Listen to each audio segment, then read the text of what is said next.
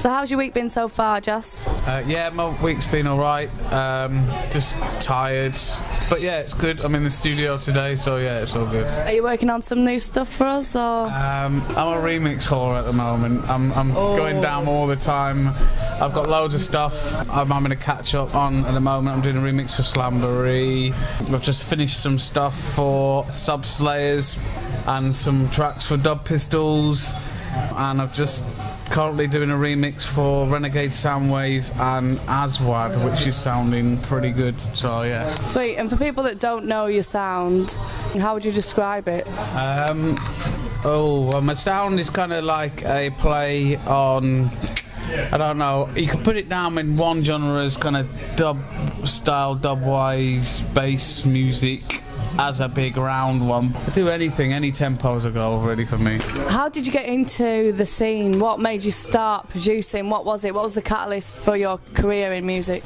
Well, all the obvious ones, you know, going out, getting a bit messy, staying up all night, dancing to music, ending up at free parties. There's a lot of free parties where I kind of grew up, which is up in Lancashire and Cumbria, and because there was no decent clubs, you know, so we used to put on a lot of free parties. So I did it through that, met a lot of people, met up with a friend who's still friend to date called Andy Geller, and he's been producing since he was a teenager, so he had all the gubbins, and back in them days it was all hardware and Akai samplers and Ataris and Amigas and all that stuff. Me and him got together in a little studio up there, up in the north, and wrote a couple of breakbeat tunes.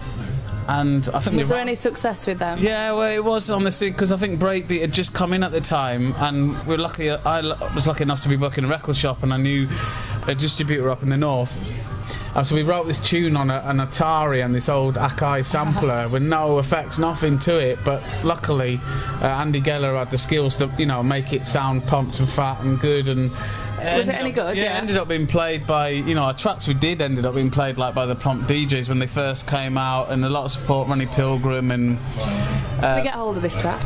You can do it somewhere. I keep meaning to get the WAVs dug up and actually put it up as a free download now. It was called Creamy Belter was one of them, and Cut Free was the other, and Screwface. I need to put them up online. We're gonna find one and play one for you guys. I put it online sometime from the first tune I did, yeah. Right. And who would you say you're inspiring to at the moment? Who are you looking at? Which artists have got it going on? Yeah, who's doing it for me at the moment? Trying to keep on top of who's doing it at the moment, because I spend most of the time being a dad, so what time I do have, I'm in the studio. So a lot of the MCs at the moment are doing it. Mr. Williams, Solo Banton.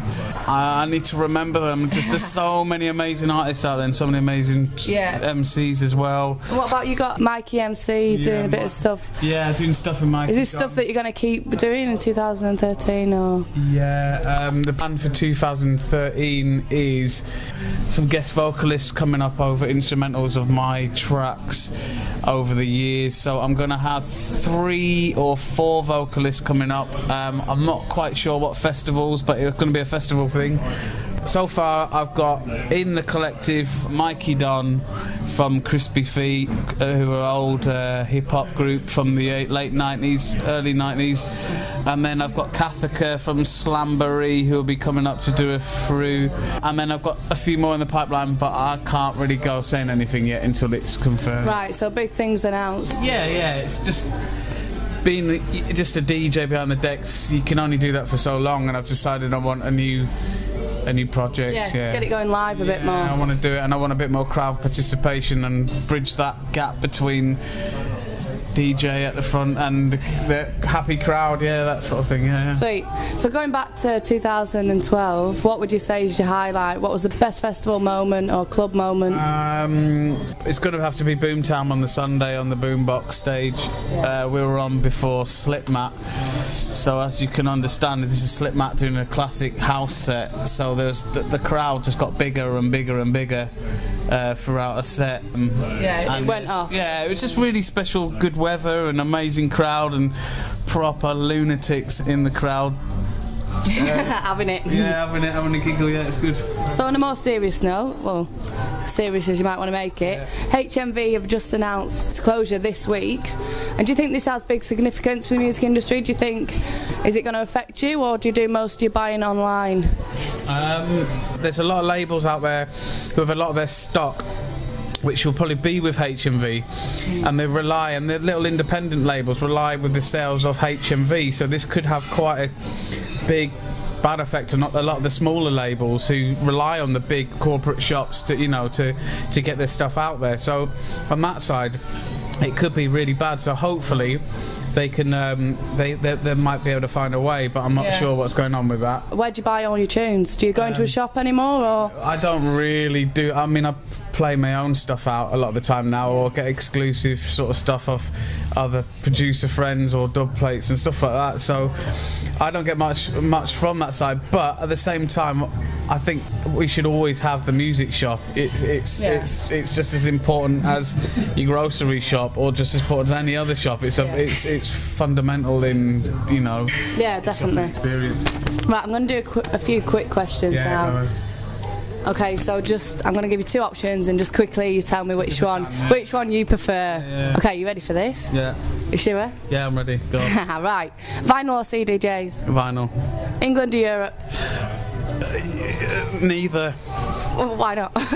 Because don't like countries or being separate. I hate the world. No. We should look at ourselves as a planet, not a country and individuals. Oh, good answer. Right, festival or clubs? Festival. Skinny dipping or mud wrestling? Mud wrestling every time. Oh yeah.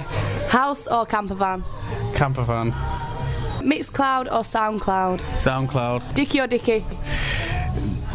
Dickie. Glastonbury or Boomtown? Boomtown. Thank you, Joss Jinx. Right, and finally, where are you playing next? My next is going to be Dub Festival in Edinburgh. It's going to be a big one up there. I think I'm on the Friday night. I'll be playing up there in Edinburgh, and then the next gig in February will be down in Falmouth, right down the very end of the country at the very tip, and that's it for February. Jinx in Dub Facebook page for more information. Yeah, watch out for Jinx in Dub in 2013, playing festivals, clubs around you. Right, cheers, nice one, guys.